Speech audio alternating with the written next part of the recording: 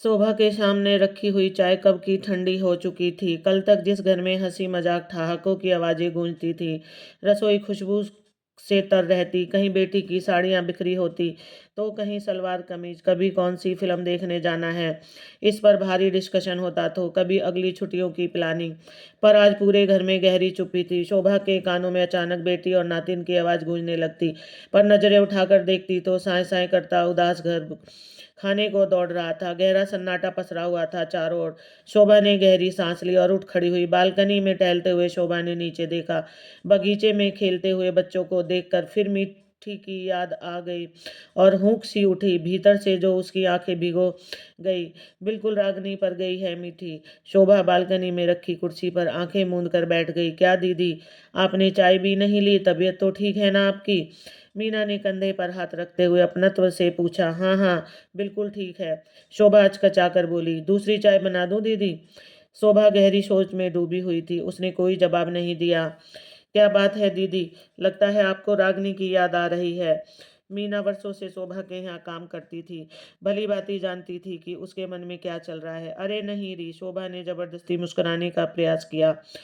बेटी होती ही पराया धन है। मैं तो खुश हूँ, ऐसा योग्य दामाद और नातिन का सुख लिखा है मेरे भाग्य में। मैं तो अगर दिया लेकर भी ढूंढती तब भी ऐसा दामाद न ढूंढ पाती। ये तो रागनी की किस्मत है कि उसे ऐसा होनहार, व्यवहार कुशल, नेक दिल जीवन साथी मिला है। चल थोड़ी सी कॉफी बना दे। मीना को कॉफी का कहकर शोभा अपने बेडरूम में आ गई। तकिया लेकर लेटी तो बंद आंखों के सामने अतीत चलचित्र की भांति सजीव हो उठा। ये बात तब की है जब मैं बीए सेकेंड ईयर में थी कि एक दिन पापा ने आकर कहा, कल अनिल के मम्मी पापा आ रहे हैं तुम्हें देखने। शोभा, तुम घर पर ही रहना। अचानक शादी की बात सुनकर मुझे झटका सा लगा। मैं भी आगे पढ़ना चाहती थी, कुछ बनने की तमन्ना मन में थी, पर जब पापा ने कहा तो दो टूक सा जवाब सुना दिया। देखो शोभा, मैं तुम्हारे कुछ बनने के चक्कर में नहीं पड़ना चाहता, और तुम्हारे पीछे छोटी भी तो है। अपनी नौकरी रहते मैं तुम दोनों के हाथ पीले कर देना चाहता हूँ। भगवान ने बेटा तो नहीं दिया, समय रहते मैं अपनी जिम्मेदारियों से मुक्त होना चाहता हूँ।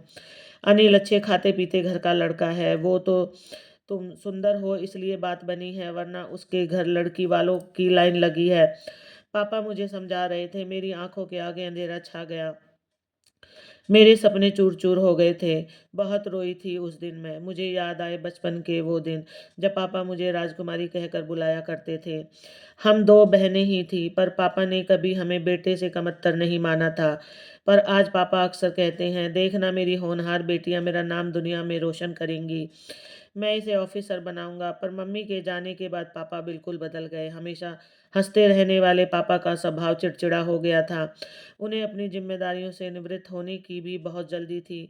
उन्हें लगता था कहीं मेरी भी असहाय मौत हो गई तो शायद ये भय इनके डिप्रेशन का कारण बन गया और निगल गया हमारे तमाम सपनों को। मैंने और छोटी बहन सुधा ने बहुत कोशिश की, पर पापा को डिप्रेशन से बाहर नहीं निकाल पाए। अब तो घर में वही होता जो पापा कह देते। जिस दिन अनिल अपने मम्मी पापा के साथ मुझे देखने आए, उस दिन मेरी और अनिल की सगाई तय हो गई और परीक्षाएं खत्म होते ही विवाह। सब कुछ इतना जल्दी हुआ कि सोचने समझने का मौका ही नहीं मिला। वैसे अनिल मुझे भी पसंद आया। लंबा कद, गौर वर्ण और उसका शायराना अंदाज अब मेरे सपनों में था। अनिल और सिर्फ अनिल। मेरे पापा से सारी शिकायतें भी रफा दफा हो गई। मुझे अनिल से प्यार हो गया। सच, लड़कियां भी बड़ी अजीब होती हैं। उनकी ज़िंदगी में इश्क का मौसम आते ही वे सब कुछ ड्रॉप कर देती हैं, सारे सपने, ख्वाहिशें, तमन्नाएं कर देती हैं। प्रेम के हवाले प्यार, इस एक वाक्य के सहारे वो सब कुछ छोड़कर उस शख्स के साथ उड़ जाती हैं, सपनों के रंगीन आसमान में, जिसे कल तक वो जानती तक नहीं। एक शख्स के मिलते ही नए सपने परवान चढ़ने लगते हैं। इंद्रधनुषी ख्वाहिशें नए सिरे से जिंदगी के फलसफा तय करने लगती हैं। पूरी दुनिया को उसी नज़र से देखने लगती हैं जिन आँखों से उसे खुद के लिए प्यार दिखाई देता है। शादी के बाद ठीक ऐसा ही हाल मेरा भी था। अनिल को देखकर दिन शुरू होता, अनिल की बाहों में रात। मैं वही पहनती जो अनिल को पसंद था, वही करती जो अनिल को पसंद था। मेरी सोच विचार सब पर अनिल का कब्जा था। अनिल का प्यार जादू मेरे सर पर चढ़कर बोल रहा था। मेरी जिंदगी अनिल से शुरू होकर उसके आगे पीछे लट्टू की तरह नाच रही थी। शादी के महीने भर बाद हम हनीमून मनाने मसूरी चले गए। गुलाबी सुबह, सुहानी शाम, खुशनुमा माहौल, पींगे भरता इश्क, बाहों में बाहें और आंखों में आंखें डाले एक दूसरे का साथ। लेकिन इन सब के बीच कुछ ऐसा था जो मुझे हलवे के बीच किरकिरी का एहसास करवा रहा था। हनीमून के दौरान मैं समझ गई थी कि अनिल को काफ़ी गुस्सा आता है। एक तरफ उसकी जिंदा दिली मन मोह लेती, तो दूसरी तरफ उसका गुस्सा मेरे सारे अरमानों पर पानी फेर देता। बात बात पर रोकना टोकना अनिल की आदत थी। पल में तोला, पल में माशा। अनिल का बर्ताव मेरे सामने बहुत से प्रश्न चिन्ह छोड़ रहे थे। पर किससे कहती, क्या कहती? 10 दिन मसूरी में बिताकर हम उदयपुर लौट आए। धीरे धीरे मेरी समझ में आ गया था कि अनिल जिद्दी, क्रोधी और गुस्सैल स्वभाव का मनमौजी इंसान था। उसके लिए वही सही था जो उसने कहा। किसी और की बात सुनना मानना उसे गवारा नहीं था। मैं सब कुछ जान गई थी, पर मैंने सोचा मैं अपने प्यार से अनिल की बुराइयों को अच्छाई में बदल दूंगी। इसी प्रयास में मैं उलझती चली गई। मेरा समझाना अनिल को हमेशा उपदेश ही लगता। वो झल्ला कर चीख पड़ता। संयुक्त परिवार में मुझे सबके सामने बार बार अपमानित होना पड़ता। मेरी टीस मेरी आंखों से पानी बनकर बरसती। पर इससे कहाँ कुछ बदलने वाला था। दीदी, काफी। मीना ने लाइट जलाते हुए कहा। बाहर गहरा अंधेरा हो गया था, ठीक मेरे जीवन में छाए अंधेरे की तरह। पर रात को जो चंद्रमा आलोकित करता है, रागनी भी रोशनी बनकर आई थी मेरी जिंदगी में। कॉफी पीते हुए यादों के पन्ने फिर फड़फड़ाने लगे थे मेरे सामने। शादी के 2 साल बाद अनिल का तबादला कोलकाता हो गया। मैंने राहत की सांस ली। कम से कम सबके सामने जलील तो नहीं होना पड़ेगा।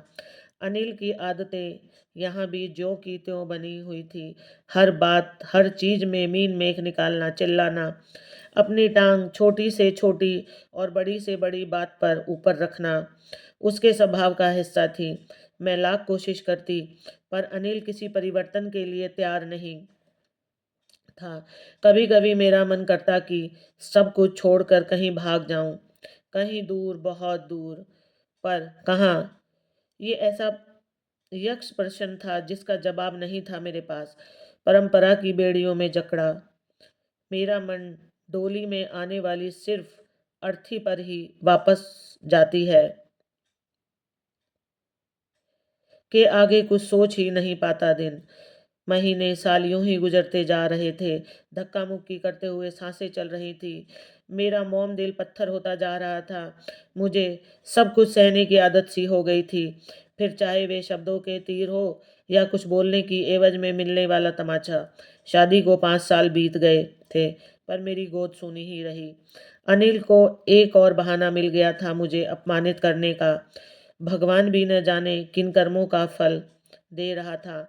डॉक्टर ने तो सब कुछ नॉर्मल ही कहा था, पर हारे हुए जुआरी की तरह चुप रहना ही मेरी नियति बन गई थी।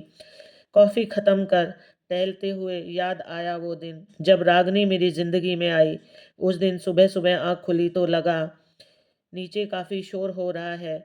मैंने बालकनी से देखा, पर माजरा समझ नहीं आया, तो फिर नीचे चली गई।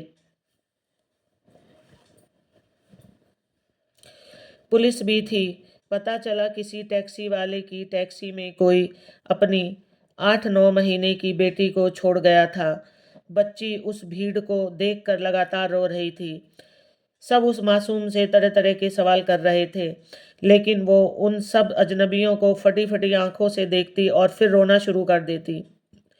पुलिस अपनी पूछताछ कर रही थी। टैक्सी वाला अपनी अनभिज्ञता की कहानी कह रहा था। लोगों के कयास जारी थे। कोई माता पिता को भूलने की बात कहता, कोई जानबूझकर छोड़ देने की, कोई बेपरवाही के अन्य किस्से सुना रहा था, तो कोई भगवान की लीला बता रहा था। पर किसी को बच्ची की परवाह थी, ऐसा नहीं लग रहा था। मैंने आगे बढ़कर बच्ची को गोद में ले लिया और फिर पास ही की पान की दुकान से टॉफी और बिस्किट खरीद दिए। बच्ची थोड़ा सा स्नेह पाकर चुप हो गई। मेरी ममता मुझे मजबूर कर रही थी। मैं लगातार उसके सर पर हाथ फेरती रही। पुलिस ने अपनी कार्रवाई समाप्त की और मेरी गोद से बच्ची को लेने लगी। मैं जैसे ही बच्ची उन्हें सौंपने लगी, वो फिर से रोने लगी। अब मेरी ममता अपने चरम पर थी। मैं उसे रोते हुए नहीं देख पा रही थी। फूल सी नन्ही जान मेरी गोद से नीचे नहीं उतरना चाहती थी। उसने मेरी साड़ी का पल्लू कसकर पकड़ रखा था। मेरे भीतर की माँ ने बिना अनिल की परवाह किए कहा, जब तक इसके माता पिता नहीं मिल जाते, क्या मैं इसे अपने पास रख सकती हूँ? पुलिस वालों की तो जैसे बला टली। क्यों नहीं? जब इसके माँ बाप मिल जाएंगे, हम इसे ले जाएंगे। मेरा नाम पता नोट कर पुलिस ने अपनी राह पकड़ी और मैंने अपनी। मैं बच्ची के सर पर हाथ फिराते, उससे बातें करते जब घर के दरवाजे पर पहुंची तो ठिठक गई। अनिल दरवाजे पर ही खड़ा था। अलिन अनिल ने बच्ची अपने माता पिता से बिछड़ गई है, बुरी तरह रो रही थी, तो मैंने किसी तरह थूक निगलते हुए मैंने कहा, अनिल। पांव पटकते हुए भीतर चला गया। आने वाले तूफान का अंदाजा हो चुका था मुझे, पर अब क्या, तीर तो तरकस से निकल चुका था। अनिल पता नहीं क्या सलूक करती पुलिस इस मासूम के साथ, इसलिए इसे अपने साथ ले आई। क्यों ठीक किया ना मैंने, कहते हुए मेरी जबान लड़खड़ा रही थी। बदन सूखे पत्ते की भांति कांप रहा था। हाँ हाँ, बड़ा पुण्य का काम किया है। ना जात का पता, ना धर्म का पता, पता नहीं किसका पाप है, बस ले आई गोदी में उठाकर। घर पर ही पड़ा था मैं, पूछने तक की जहमत नहीं उठाई तुमने। बहुत चर्बी चढ़ने लगी है आजकल, भुनभुनाते हुए अनिल ऑफिस चला गया। 4 दिन तक लड़की के माँ बाप का कोई पता नहीं चला। अनिल रोज मुझसे लड़ता, लड़की को पुलिस के हवाले करने की बात कहता या फिर अनाथालय छोड़ने की रट लगाता, पर मुझे अपनी ममता की पुकार के आगे कुछ सुनाई नहीं दे रहा था। अनिल की हर बात पर मैंने चुप्पी का ब्रह्मास्त्र रख दिया था। मेरी चुप्पी उसके गुस्से की ज्वाला में घी का काम कर रही थी। एक दिन मैंने हिम्मत करके अनिल से पूछा, अनिल, क्यों न हम इस बच्ची को गोद ले लें? प्लीज अनिल, मना मत करना। विफर गया था अनिल मेरी बात सुनकर। जाने कितनी जली कटी बातें सुनाई थी उसने मुझे, और फिर अपना फैसला सुनाते हुए बोला, देखो शोभा, किसी और के पाप को मैं अपने गले की घंटी हरगिज नहीं बना सकता। मैं 3 दिन के लिए कंपनी के काम से बाहर जा रहा हूँ। जब वापस आऊं तो ये पाप का लोथड़ा मुझे यहाँ दिखाई नहीं देना चाहिए, वरना ऊपर से नीचे फेंक दूंगा इसे। दहाड़ता हुआ अनिल चला गया। भीतर तक कांप गई थी मैं। अजीब कसमकश थी। एक तरफ जिद्दी झगड़ालू पति था, तो दूसरी ओर थी फूल सी मासूम बच्ची, जो अब मुझे मेरे वजूद का हिस्सा लग रही थी। बहुत उलझन भरे थे वे 3 दिन। मैं उस मासूम बच्ची को किसी भी कीमत पर खोना नहीं चाहती थी। मेरी ममता का वेग इतना अधिक था कि मेरी छाती में दूध उतर आया। न जाने किस भावोवेश में मैं उसे दूध पिलाने लगी थी। भगवान ने मेरे लिए अनमोल तोहफा भेजा था। मेरी मन्नतें, प्रार्थनाएं, व्रत, उपवास सब पूरे हो गए थे। फिर भला कैसे छोड़ दूं डूबती नैया की इस पतवार को? क्या पति नामक जीव इतना महत्वपूर्ण है जिंदगी में कि उसके बिना जिया नहीं जा सकता? क्या उसके लिए मैं अपनी ममता का गला घोट दूं? क्या मंगलसूत्र और सिंदूर की बेड़ियों में जकड़ी नारी का पति से अलग होकर कोई व्यक्तित्व नहीं? क्या गुसैल पति की गालियां खाने से अच्छा ममता के समंदर में गोते लगाना नहीं? ये प्रश्न लगातार मेरा आत्ममंथन कर रहे थे। प्रश्नों के चक्रव्यूह में उलझते निकलते 2 दिन बीत गए। अजनबी मासूम बच्ची और अपने पति में से मुझे किसी एक को चुनना था, वो भी अनिल के लौटने से पहले। आखिर बहुत सोचने के बाद मैंने फैसला लिया कि मैं न तो इसे पुलिस के हवाले करूंगी और न ही अनाथालय भेजूंगी। पत्नी बनकर बहुत जी ली, अब माँ बनकर जीने की इच्छा और दृढ़ निश्चय ने मुझे जोश से भर दिया था। मैंने अपना सामान बांधा, जेवर और पैसे भी रख लिए। मैं जानती थी जब तक कोई स्थायी इंतजाम और नौकरी नहीं मिलती, इन्हीं रुपए से काम चलाना होगा। अनिल के नाम मैंने एक छोटा सा खत छोड़ दिया। अनिल, मैं जा रही हूँ। पत्नी बनकर जी ली। मुझे नहीं लगता तुम्हें मेरी कोई खास ज़रूरत है।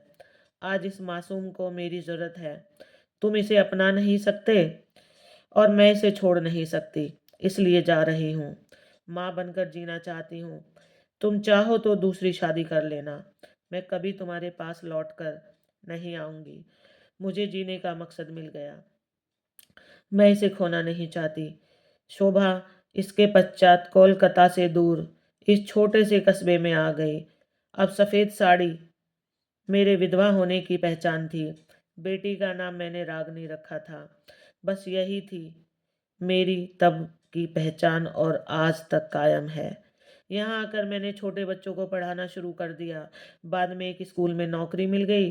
रागनी और मैं साथ साथ स्कूल जाते, जिंदगी की आवश्यकताओं को पूरा करने, जिंदगी आमदनी हो जाती। रागनी धीरे धीरे बड़ी हो रही थी। पढ़ने में वो काफ़ी तेज थी। इसी दौरान उसकी मुलाकात राजीव से हुई। पहचान, दोस्ती और फिर प्यार। करीब 2 साल पहले मैंने शादी कर दी रागनी की। पिछले 15 दिन रागनी, राजीव और नातिन मीठी छुट्टियां मनाने आए थे मेरे पास। मैं आज पूरी तरह संतुष्ट हूँ। एक माँ के रूप में, नानी के रूप में मेरे हाथ खुद ब खुद आसमान की ओर जुड़ रह गए। हे भगवान, मैं तेरी शुक्रगुजार हूँ। तूने मेरी गोद ममता से भर दी। मेरी सबसे बड़ी दौलत है मेरी बेटी रागनी। मैं बहुत खुश नसीब हूँ क्योंकि मैं एक माँ हूँ, सिर्फ एक माँ। प्लीज़ सब्सक्राइब करें। राधे राधे।